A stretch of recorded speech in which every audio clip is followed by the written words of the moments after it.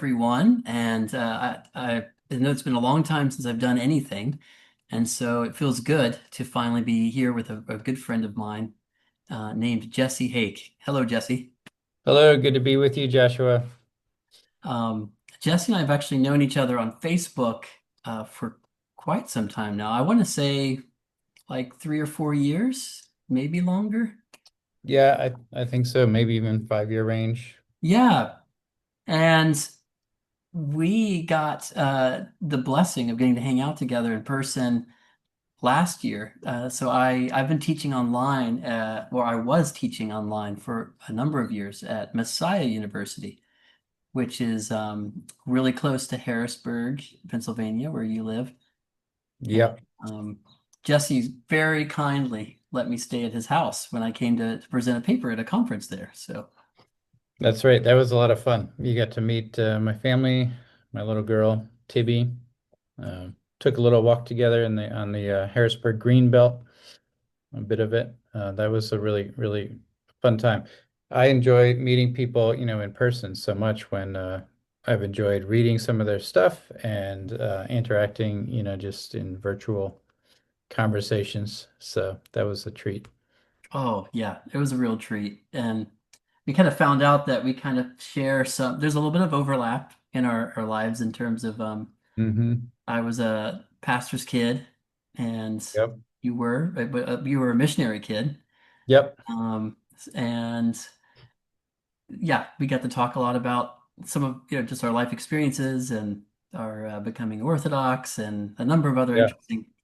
topics. Some of your background working in, with classical education school as well. I think, yeah, it's kind of a remarkable list actually of things that we've had in common.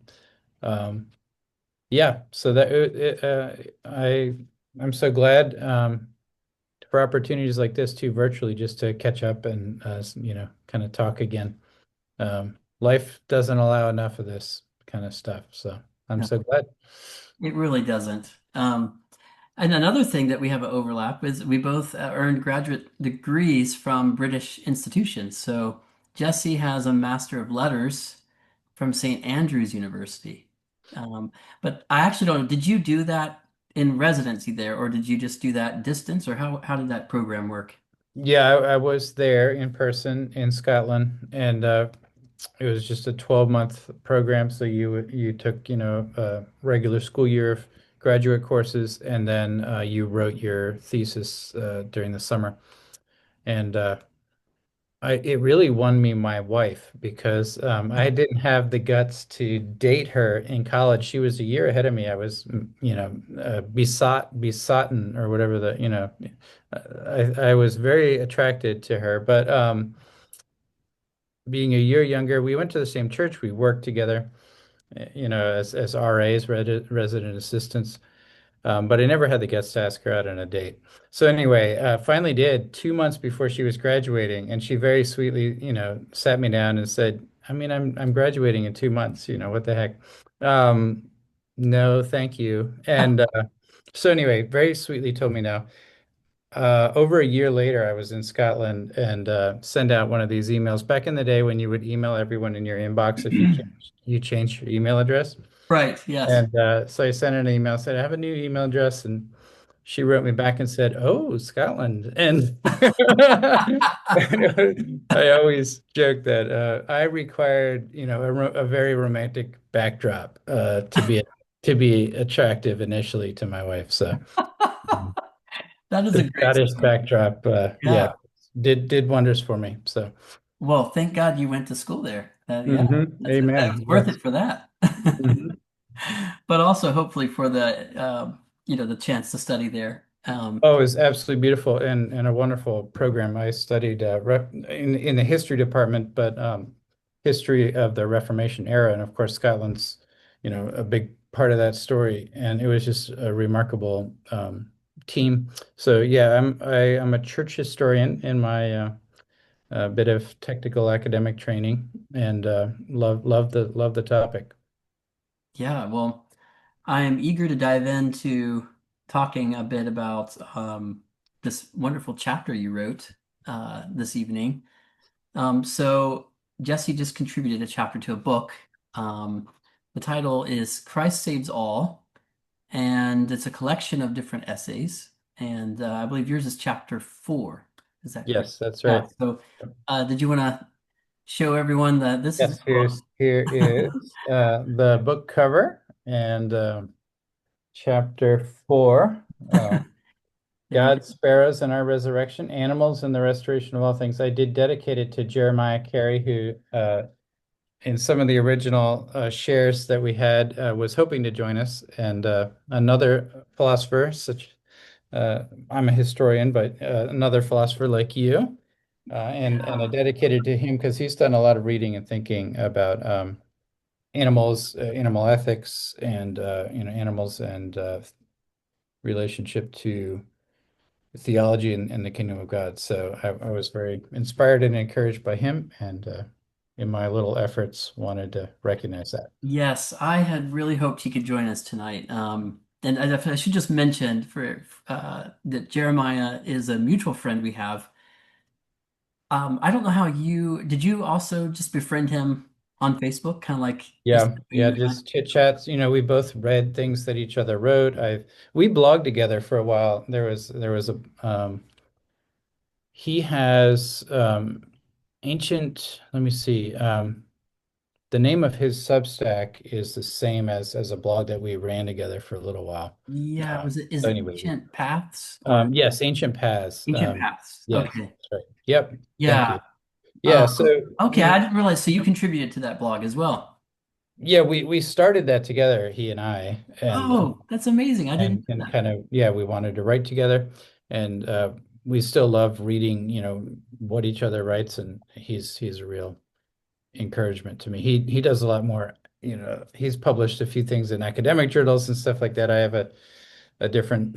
My job is in secondary education. I don't uh, aspire to academic work in any way, but it's really delightful having friends, who read and think and write, and I just so appreciate these kinds of friendships, with you, with Jeremiah. So Yeah, no, I do as well. I in a similar way, I met Jeremiah first just by seeing his posts. I think I followed. Doesn't he also run the Facebook page Orthodoxy and Animals? yes, Yeah. yes, he does. He's, Okay. you never quite, it's not super visible who's kind of running these Facebook pages. And there he has, rather remarkable number of followers. I think he has Yeah. another page, Ancient Paths, or something. That's also a Facebook group. But both of those Facebook groups of his that I'm aware of have a really large followings, and he just blesses a lot of people. It's just good, wholesome stuff. There's so much out there on social media and the internet that's just so combative and acerbic and negative in all kinds of ways, and he's just pure goodness all the time. So, uh, I you know, agree it's more. it's Yeah. refreshing, and he just posts, beautiful quotes, and some of them, some more out of the way material, and I'm like, where does he find it? He must have some incredible, archive and he does. He just keeps and he keeps track of it. So, and he I always knows the citation. It's not just these internet quotes where things float I around and you never know if it's really from the source it claims or anything. He does his homework. So yeah. Yes. No, I'm with you. I find his all of his posts are uplifting, thoughtful, insightful, and his writing is yeah, so I several years ago, I've only ever met him digitally, virtually, Mhm. through what we're doing now. I interviewed him about one of his articles he published on Mhm. panentheism, and um, yeah, and then later found out that he was friends with you, and that was beautiful. I thought, oh, this is wonderful. We all have we slightly different different training, academic training, different Mhm. um, sometimes different interests, but they do overlap and they relate to each other. So it's great that this is one of the good parts of the internet. It allows you to connect with others Yes. that you otherwise would have never gotten to meet. So Uh, Yep. well, God willing, we'll work it out where I can actually make a live stream work. That'd be fun. And then we And can rope then, Jeremiah back into it. yeah, get Yeah, Jeremiah and the three of us can talk. That would be, that'd be super cool. yeah. Um, so anyone watching this, definitely go check out Jeremiah's stuff. Especially given our topic this evening, the Orthodoxy and Animals, Facebook and Instagram, I Mhm. think. I don't know if he does any other social media platforms, but I follow him on those two, and a lot of great Yeah. quotes from saints uh, about humanity's relationship to animals, Hmm. animals' relationship to God and creation, and all that stuff. So really good stuff. Um, so that brings us, I guess, to your outstanding book chapter. And I think Jeremiah said this in one of our in our group chat that it really uplifted him to read your chapter, encouraged him. And I could say the same thing. You collected such a great, you've dealt with some really incredible thinkers throughout Christian history, and you found some really beautiful quotes. And it's just really well written, and it just uplifts you to read. So I am really glad to talk about this. So if anyone missed the title, it's called God's Sparrows and Our Resurrection: Animals and the Restoration of All Things.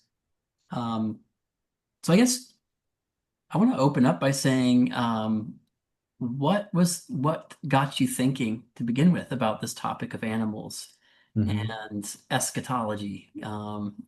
What kind of prompted you to write this chapter? Yeah, I mean, I think most people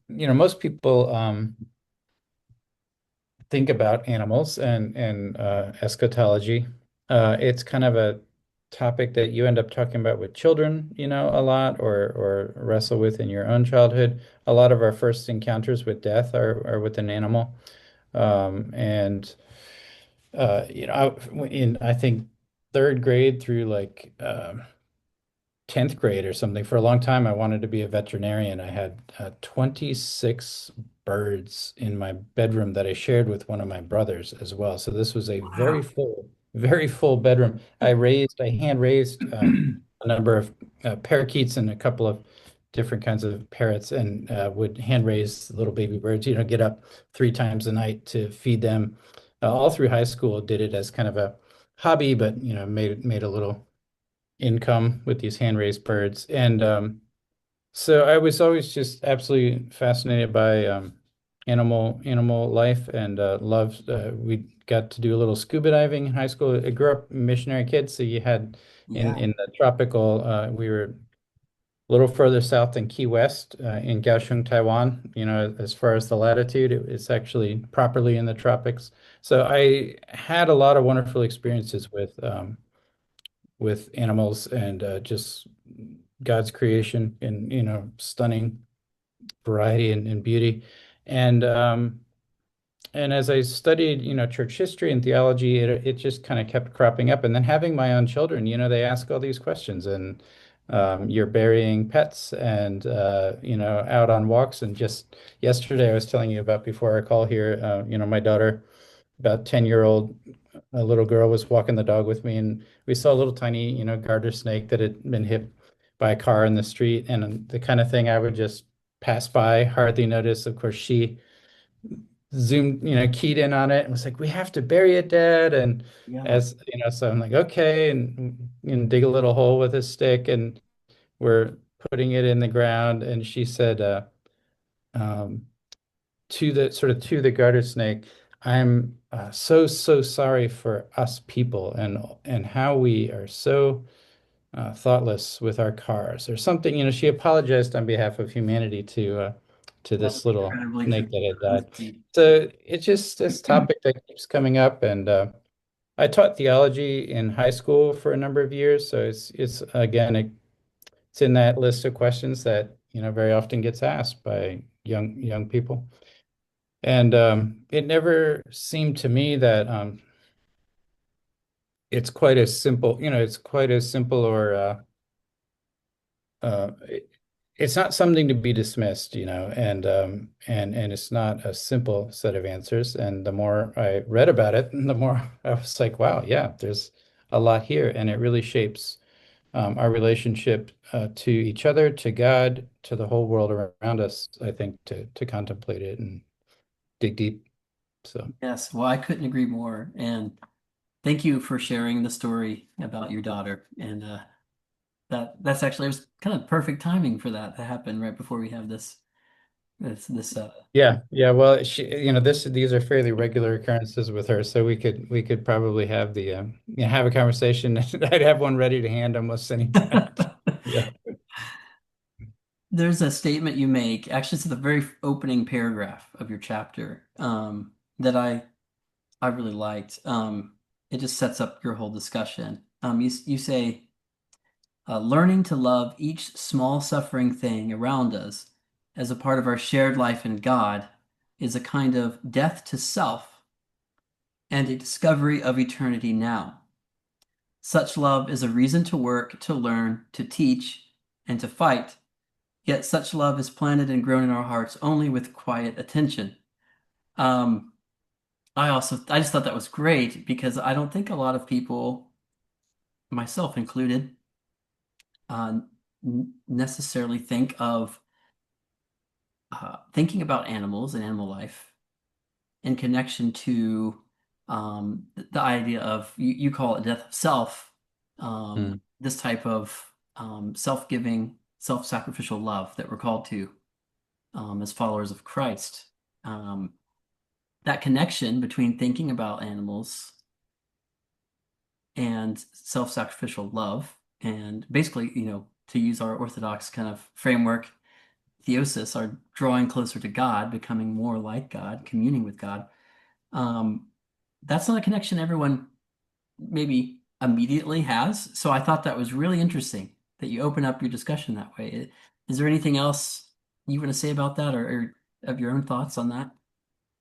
I mean, similar things are said by saints from time to time. So that some of the quotes that we were talking about on Jeremiah's page, Orthodoxy and Animals, there are claims like that. I was inspired specifically by George MacDonald, as I point out in the essay, and he is, of course, referencing Christ's own words about uh, the Father, our Father in heaven, being present with every sparrow as it falls, as it dies.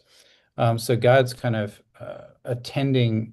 attentive presence with each sparrow.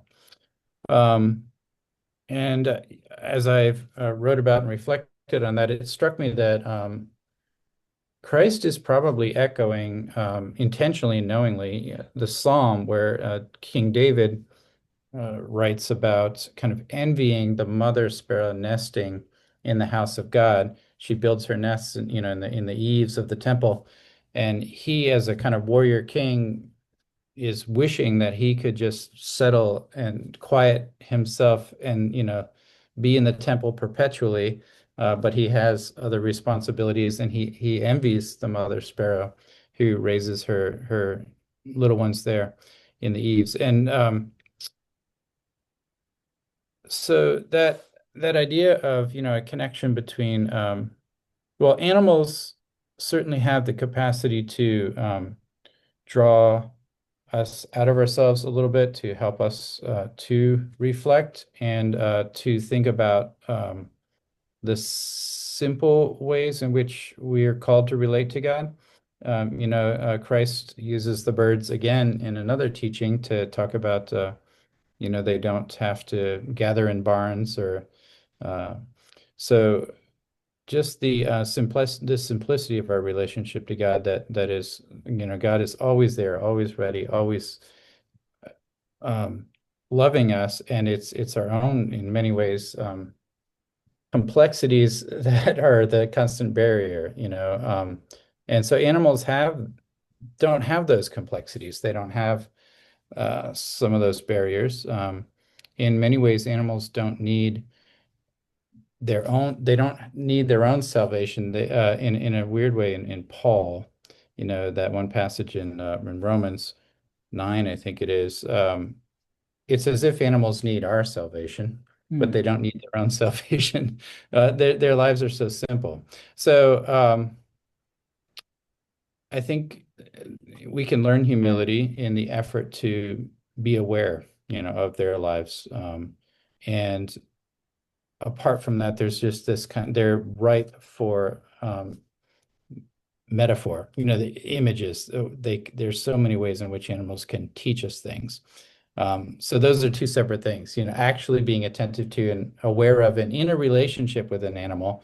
I think we do learn humility and learn to love, but I say that, and it's I'm doing the typical, I'm not a preacher or a pastor, but I'm doing the typical preacher thing, and I'm making big claims that, hardly, if at all, show up in my life. I don't, unlike my daughter, I don't walk past a garter snake hit on the road and think, oh, you know, it doesn't touch, it doesn't pull up my heartstrings and I'm not about to go bury it. And even the dog, Kiva, our dog, at home, um, more often than not, I'm just annoyed and frustrated with her. So it's not as if I'm, at all living, living out these virtues I'm sort of talking about here. But in the small ways that I experience love and attention to actual animals, it always does strike me that I'm learning to love in loving an animal. But yeah, then separately, they're just so rich for, kind of proverbial instruction and what is just like proverbs and fables and Yeah. parables just often end up using animals, and that's a slightly different way in which I think we benefit from, are instructed by, humbled by, yeah, animal life. No, thank you for also your humility and your honesty. And I mean, I'm the same. We have a beautiful dog. Um, Her name is Suki, and I do love her, but sometimes she drives me up the wall. So I wish Yeah. it was always just, you know, uh, Well, friendly. I'm at great grave danger if my grown daughter happened to listen to this, who actually loves our dog wonderfully. And and she saw me making all these grand claims, she would, I would do her soul damage because she would say, what a fake, So I have to, own up a little bit just for her sake, in case she happens to listen. Well, no, and that's the truth. Honestly, though, that's the problem is we often don't pay attention to Hmm. the Hmm. beauty, the goodness, the things around us in creation. Hmm. And in this case, we're focusing on animals, but we could easily just widen this discussion to just talk about the environment, to talk about plant life, all of it, Yeah. all of creation. Um, Yeah. so, Which, in some yeah, sense, I think all of creation, even mineral creation, the streams and the hills, Scripture speaks of as having a kind of worshiping life, like they're yeah, clapping their hands and skipping and dancing, and even inanimate things have a kind of life, I think. And yeah, so absolutely, animals are, I think, an easier way into that for us because they're obviously alive. They have so many qualities that they share with us, and that kind of draws us into relationship with them, maybe more easily than falling in love with a stream, or feeling that a stream shares a kind of life with us. I think it does, a river or a stream, but animals. Are a step closer, a little easier. Um, yeah, no, of but course. it's a draw into all of creation, as you just said. I love that. Yeah. Well, there's so much that you cover. We're not going to be able to go through everything this evening, but I encourage anyone watching to please get a copy and read this. It's worth it. Um, but I would like to kind of get a general sense then of because you do this great kind of intellectual history of Christianity and its thinking about animals. Mhm. Now, for those watching, Jesse and I are both Orthodox Christians, but this chapter Jesse wrote is more of it's a bit of intellectual history, really, and he covers a lot of different Christian traditions. Mhm. But he does start with early church. So you kind of point out the beginning that early church writers would have been much more favorable towards this idea that all of creation, including the animals, are a part of the restoration of all things, Hmm. resurrection, the new heavens, the new earth. Um, so could you talk a little bit about that, the kind of the early church view that you begin? Yeah, I mean, I think, the early church is probably just in line with a general way. There's lots of ways in which this is conceptualized in the ancient world. So I'm not saying everyone had the same idea, the same metaphysics, but I think across various conceptual categories and schools of thought, there was a lot more of an awareness, generally speaking, in the ancient world of how interconnected things are, how sort of interdependent, and the idea of humans as a microcosm and all organisms being part of a greater body. These kinds of ideas were fairly what we tend in the in the modern world, we're a little machine-minded, and we tend to think of things as having their functions and their parts, and there's not a kind of integrity or wholeness to the world for us naturally. We don't see that as easily, I don't think. The world is a commodity, right? It's raw material that needs to be put to use, and that's just how we see the world. We can't really help that in many ways. The ancient, I think the ancient imagination, the ancient mind tended to see things as full of life, literally animated, by almost numberless spirits that are in all kinds of complicated relationships with each other. And the whole world was just kind of understood that way, as alive and as interconnected. And so I think makes a lot of sense that early Christians would have just generally, even though probably in a variety of different ways, understood that if all of this is God's creation, somehow gone astray, fragmented, fractured, not exactly the way God intended it, but nonetheless God's good work. And God is in the business of, incarnation and restoration, and making things new and whole ultimately in Christ. It's all going to be a part of that. Like that, I think it's not surprising that you read early church fathers and they're sort of making that assumption. And that's generally what I found. Hmm. I'm not a patristic scholar. I can't make super bold, conclusive claims there, but I do cite a couple of examples, and I think from like the 180s, very early on. And, it is pretty striking in Paul, that chapter I've already mentioned, Hmm. Romans. The language he's using there, the kind of birth pangs of all creation, waiting for the resurrection of humanity, and participating in the resurrection of humanity. I mean, and Paul, the Pauline language of the body as a corporate entity, incorporating multiple persons into the body of Christ, seems to extend in that passage to all of creation. So that the sort of body of Christ in the body of humanity, the body of the church, um, seems to pull in all of suffering creation. So, there's some of that in later theologians, certainly like Bulgakov, who I know, both of us enjoy some of more contemporary theologies where you have some of that unpacked explicitly. But Paul seems to be there, and Yeah, so I anyway, actually, yeah. before we Matt, I marked off that passage because I thought it might be worth just reading it. Hmm. And I'm assuming this was the one from Romans chapter 8.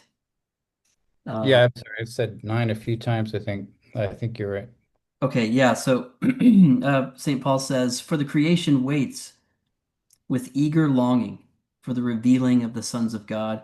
For the creation was subjected to futility, not of its own will, but by the will of him who subjected it in hope, because the creation itself will be set free from its bondage to decay and obtain the glorious liberty of the children of God. We know that the whole creation has been groaning in travail together until now. And not only the creation, but we ourselves, who have the first fruits of the Spirit, groan inwardly as we wait for adoption as sons, the redemption of our bodies. Um, Pretty powerful passage. Yeah, it moves from the groaning of all creation, to our own groaning, and seems in a few different ways to be tying together our suffering with all of creation's suffering and our resurrection as benefiting all of creation, uh, and the sort of resolution that all of creation is looking toward for its own relief is quite an astonishing vision.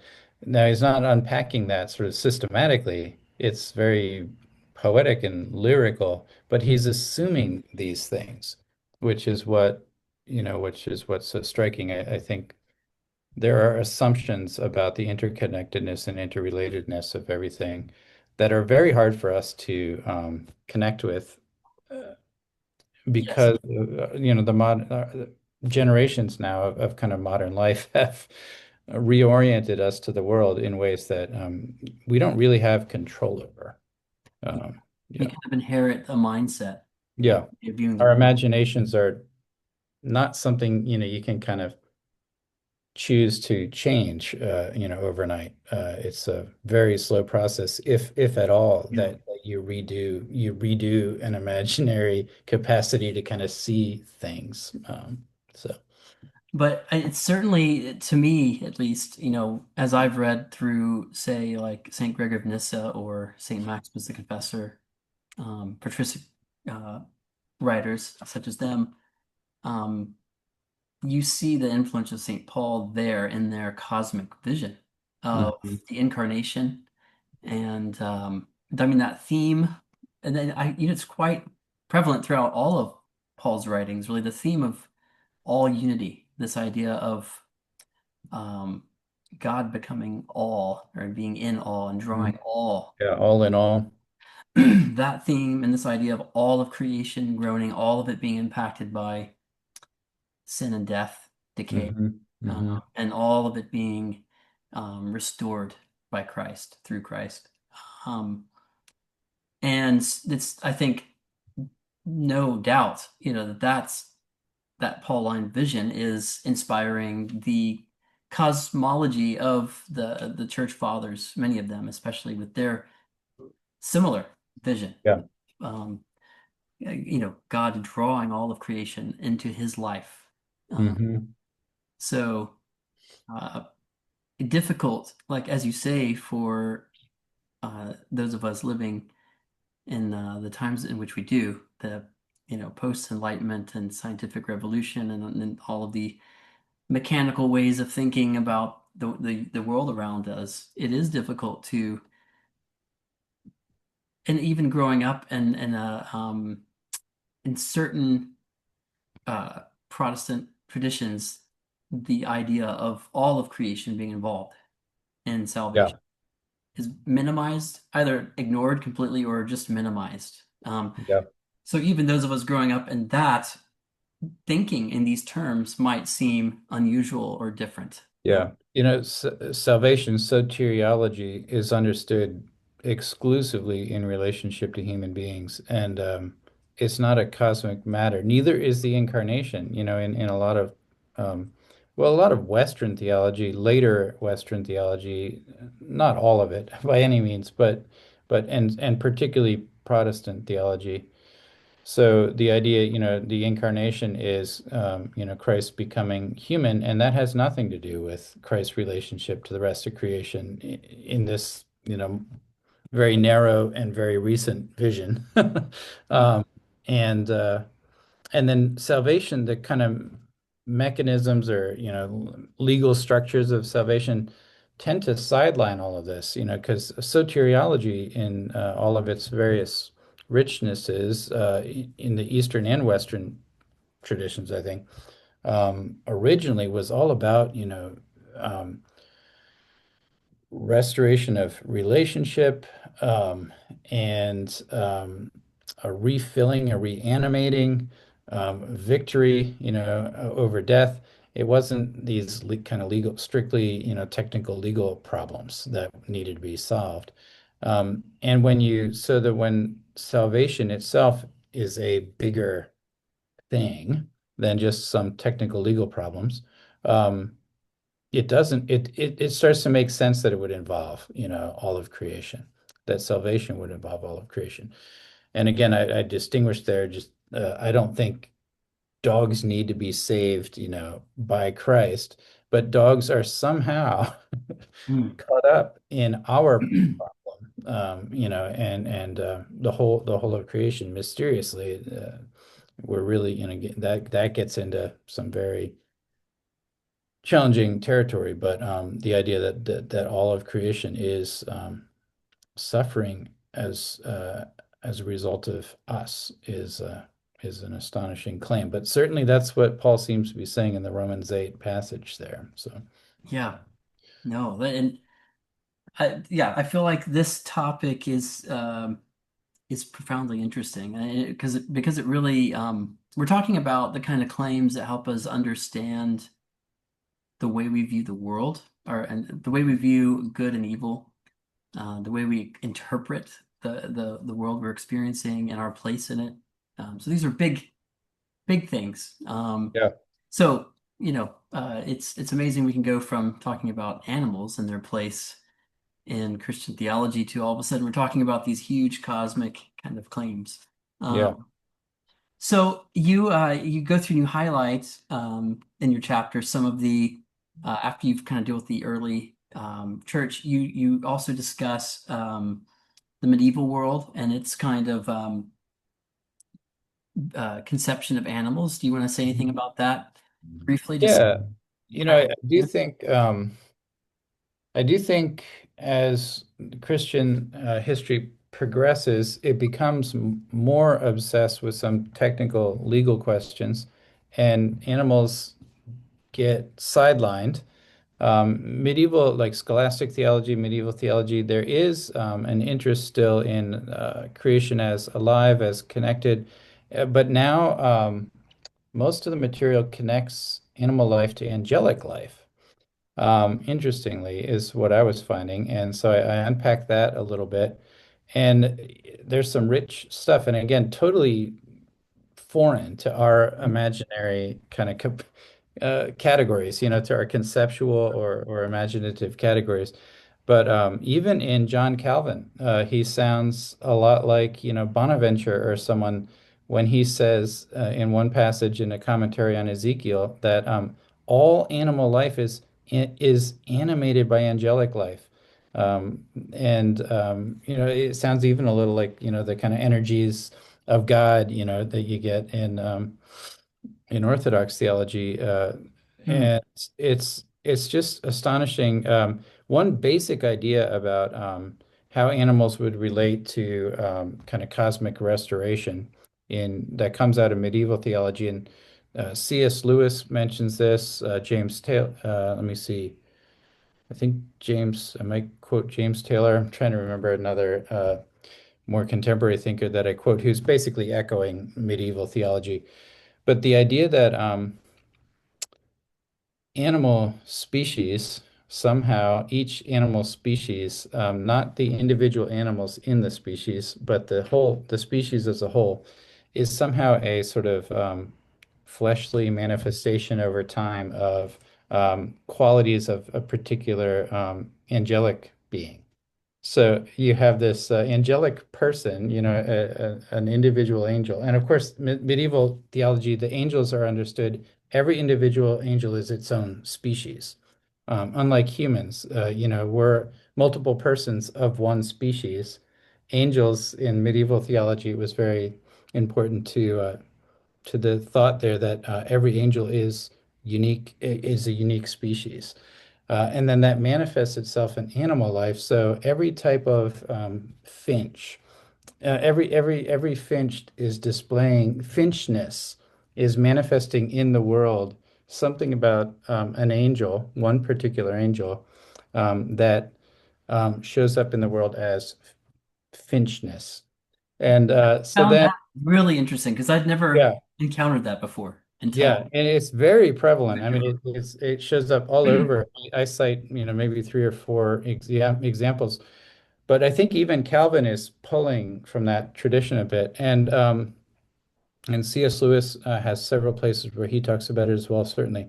But the idea there, and Bulgakov actually has a passage that's very much along those lines as well. And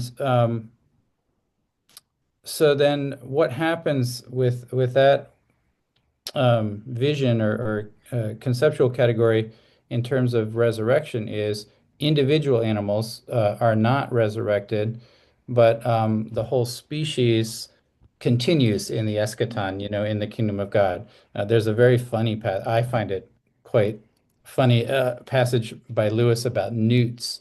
And Lewis is sort of conceding that maybe some of the kind of higher intelligences among animals in relationship to human beings may participate individually in the resurrection and in the eschaton. So our our pets and animals that we love and that sort of get to know us and we get to know them somehow come into the eternal life of God. But he says, not the lower species like newts. Um, there'd be no difference between uh, because the newt's not self-aware, says Lewis. There wouldn't be any distinction between God resurrecting that particular newt or just making a new newt. Like the newts wouldn't know the difference. The newts themselves couldn't distinguish between the two. And it's a really I find it comical. But he's actually drawing and he references this idea that sort of newtness is a manifestation of some particular angel's character qualities, particular kind of beauty. So it's not as if, Lewis has no admiration for a neutness. He would consider it angelic, manifestation of angelic life, but individual newts don't sort of aren't resurrected, Right. in this theology. So you get, yeah, that was one of the things that jumped out at me from medieval theology. Yeah, I have in all my years of, reading and thinking, I'd never encountered that. So I thought I was really enjoyed reading that. And then yeah, the connection there, what it seems to me that Bulgakov, I don't know that he brings in the angel part, but he definitely clearly talks about natural kinds, whole categories of like you said, Yeah. not particular newts, but the category of newtness or Hmm. newt-like animals. Those are gonna be restored because his Yeah. vision, like so many Orthodox theologians, is on a cosmic scale, and it's Yeah. all Yeah. of creation being renewed. Yeah. But I would have never known. I mean, uh, there's no doubt that he has that's influenced him in some way. That medieval. Yeah, he Uh, has another passage where he says about time, his understanding of time. Temp, he, um, he has a concept of fallen time in this world being kind of crushed or mutilated in some way. hmm, But when he talks about unfallen time, he says there are as many kinds of unfallen time as there are kinds of angels. Um, hmm, so every sort of particular type of creature, and this passage is very medieval sounding to me because he's certainly sort of operating in that mindset where every angel is its own species. There's hmm. like a distinction of kind between every individual angel. And he says there are as many kinds of unfallen time as there are individual angels, which is such a Wow. wild claim. But that reminds me a lot of this concept that sort of things in our fallen world are manifestations of individual angelic qualities. Um, and so I see little echoes of that in some parts of Bulgakov, but you're right. he doesn't make that connection explicitly with sort of animal species and angelic life. But the way he talks about animals in the resurrection is almost identical to C.S. Lewis in terms of Bogokov says maybe individual animals are resurrected, can't rule that out. Yeah. If they are, it's probably only in connection to their relationship to to human life. Hmm. So individual animals who had a relationship to human life, they might be resurrected. We can't say, one way or the other, but certainly animal species are, restored in the eschaton. So Yeah. and that's exactly Lewis's position. So yeah, That both is very so kind of fascinating that they both, I mean, they they both have that same conclusion, and they must both be working with some similar yeah, yeah, forces I think very influencing them. traditional kind of basically later, probably like John of Damascus onward, I would think. Some of these kinds of things are fairly settled in the Christian mind as things got more systematized. Um, Hmm.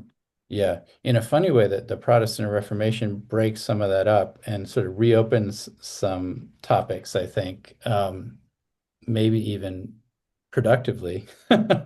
Yeah, I definitely wanted to see if you could talk to us about. So you have some really excellent quotes from John Wesley.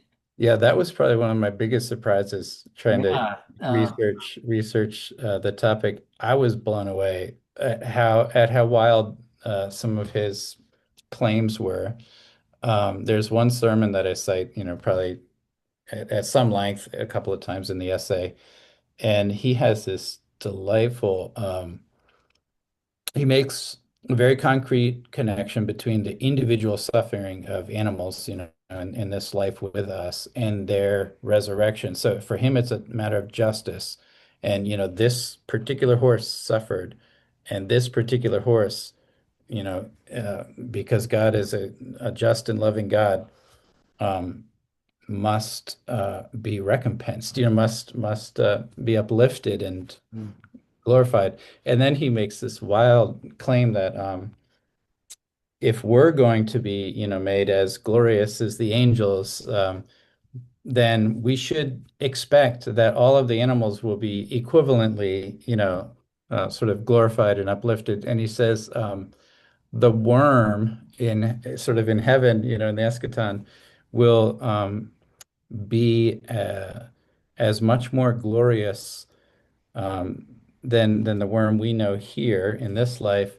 Um, and he specifically says, as much more glorious than the difference in this world between a worm and an elephant. And that's like the choice he makes. So he's like, think about the difference between a worm and an elephant. Well, that worm in heaven is going to be elevated beyond that scale. Like it's going to be more magnificent than an elephant. It's just the funniest choice. Like how does John Wesley, choose the gap between a worm and an elephant? But it is very tied to individual animal suffering. mm. So, the sort of connection to individual resurrection of individual animals is very strong. And he brings worms right into it. So forget newts. I mean, worms don't even have legs. Wesley really goes all out in claiming that individual animals are going to be, resurrected and glorified. Well, It's quite a extraordinary it is, and it's sermon. interesting too. He seems to anticipate the kind of contemporary discussion. Yeah, it's Um, extremely because modern. yeah, like me being coming from the contemporary philosophy of religion, especially the Hmm. analytic world, the Anglophone kind of world of philosophy, there is a lot of discussion on animal suffering Hmm. as a particular version of the problem of evil. Yeah, yeah. And I wonder, this is, I'm just kind of, this is not born out of any deep research or anything, but I'm just wondering now how much, first of all, that as a problem is uniquely a Western problem, and Hmm. uniquely comes from the combination of, uh, as we've already mentioned, reconceiving nature in this kind of mechanical, lifeless way, And also overly emphasizing the only the human aspect of salvation, and particularly that transactional approach to the atonement, that the kind of penal substitutionary atonement Hmm. model that comes from Anselm and really influences the Reformation. Hmm.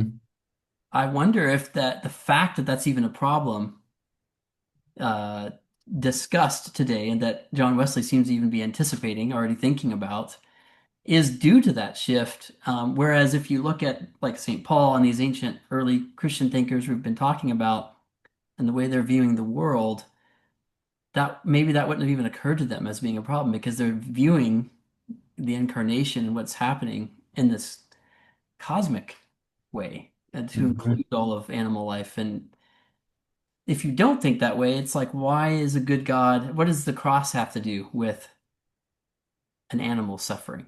And why would a good God create this world where all these individual animals are suffering so much? Yeah, so let me Yeah. repeat back to what I think I hear you saying. It's very interesting. There is a concern, in Scripture. Christ and Paul are concerned with individual animals suffering. Um, like Christ is talking about sparrows falling, individual sparrows falling, and the Father's attention to that.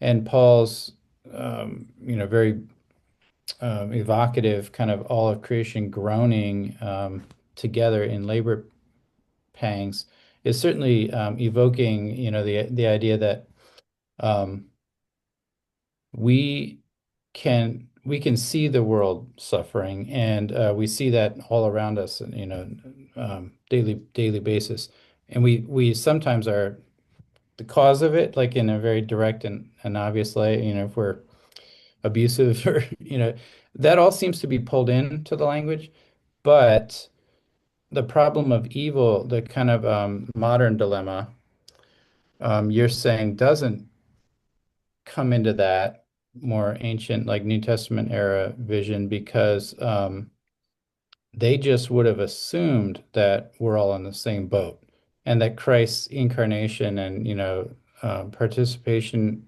in death is participating in the death of sparrows as well as our death. Like that would have been assumed by them.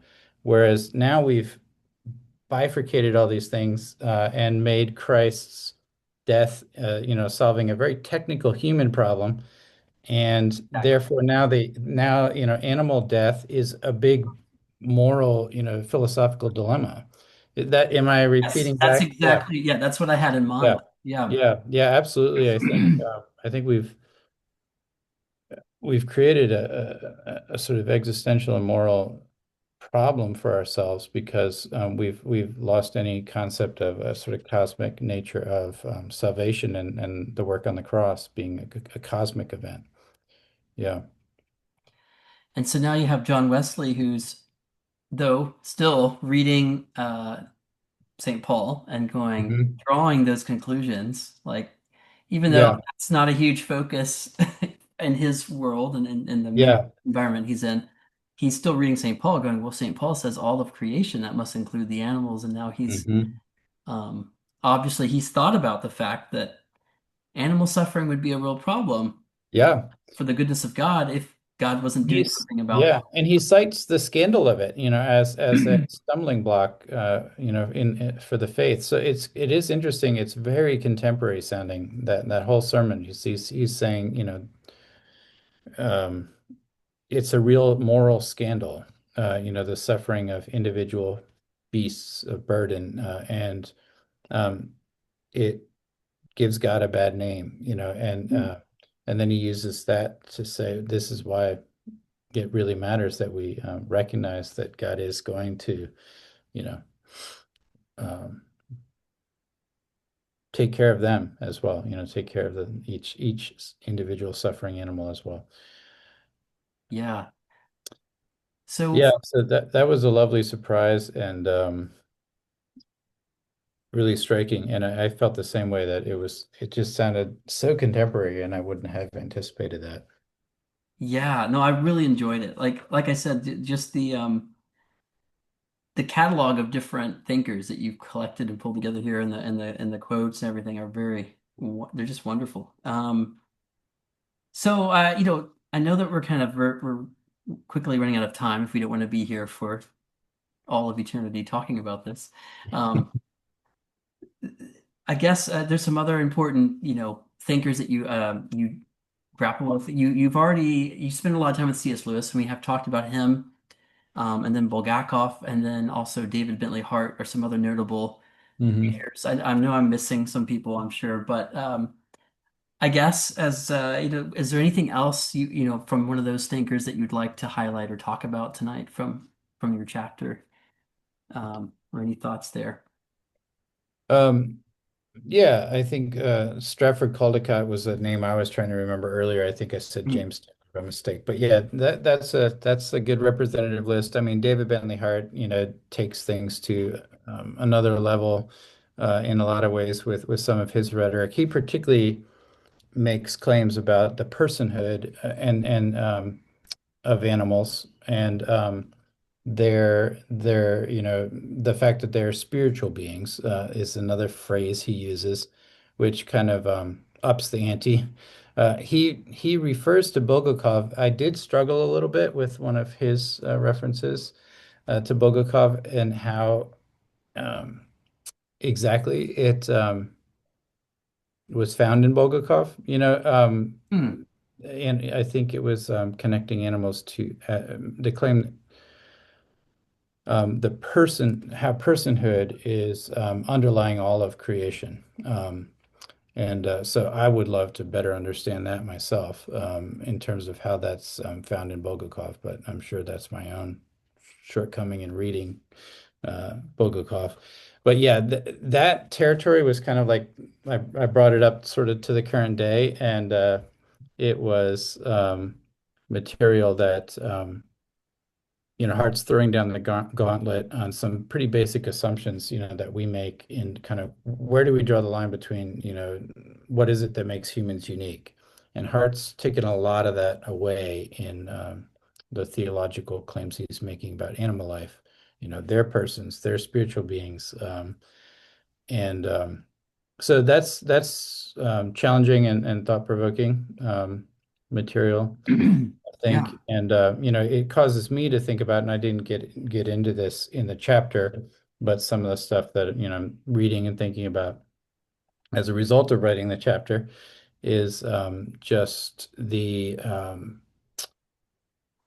what are the most true and productive ways to talk about the distinctions between distinction between human and animal life, because obviously there are, and we've touched on the fact that the when you talk about the fallenness of the world, you end up making extraordinary claims about human uniqueness because all of the various ways of understanding the fall all hinge on us. Like, it's sort of bizarre. Like,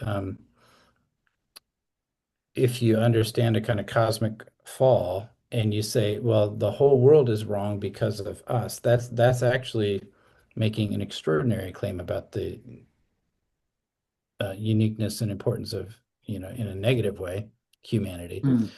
Um, but anyway, so I've been thinking about, and I think Maximus talks about humanity as, hinge point or the kind of place where everything connects, and our priesthood, where we kind of receive the whole world in gratitude and respond, to the whole world, or with the whole world, respond with the whole world, in praise and worship. So this kind of receiving and responding, we sort of lead the choir, in a priestly kind of vocation, lead the singing. Um, the idea of microcosm. So there's, what are the ways to talk about humanity's uniqueness that don't sort of um, create these unhelpful distinctions? And, say, well, we're the only ones with an intellect, or we're the only ones that are persons, or we're the only ones that are in any sense spiritual, which is, well, I think a lot of what you hear kind of, animals aren't spiritual beings in any sense, or, they're not persons, or, they don't have an intellect. And I think some of that's unhelpful. Um, I tend to side with Hart on some of that, but it raises interesting questions. Yeah, no, absolutely. Questions that I think we should explore and think seriously about as Christians more generally, and of course, specifically for us as Orthodox Christians. And I think I'm happy to say I think Orthodox theology has a lot of positive things to bring to the table Yeah. in kind of Yeah. discussions. And particularly about, yeah, this idea of personhood, the value of creation, the value of animal life, plant life, the environment, our role as human beings in all of that. That idea that you mentioned, that Saint Maximus, and actually, he's just drawing from the rich patristic tradition. I mean, Yeah. it's not unique to him. This idea that Yeah. we are, in this some sense, we stand in the middle in between, heaven and earth. We are we're meant to sort of unite and draw together these Mhm. realms. There's a lot of richness there. I don't think, especially in a Western context, we have really adequately um, drawn from those theological ideas and really thought about how they impact a wide variety of things, Yeah. you know, ethically speaking, and between how we relate to creation and to each Yeah. other. So, um, well, Jesse, thank you so much for writing Yeah. this chapter, and for taking time. I know that you work hard and have a family, and this is a sacrifice for you to spend your downtime talking with Well, me. the same to you. And this may violate Happy Father's Day. I don't want to date our conversation, but Ah, thank you. You too. but yes, Yeah, that was the absolutely. Thank you for taking your time and reading my essay, my chapter, and being so kind as to talk to me about it. It's really a delight. So pleasure is mine. It was wonderful to connect again, and same I here. hope we can do it again soon. Absolutely. And hopefully next time we can get Jeremiah. Oh, Uh, that would be absolutely wonderful. Thanks so much, Joshua. Good to see you. Please like this video and subscribe to my channel if you wish to see more trustworthy Orthodox Christian content. And if you're feeling particularly generous, you might consider sharing this video on your favorite social media platform.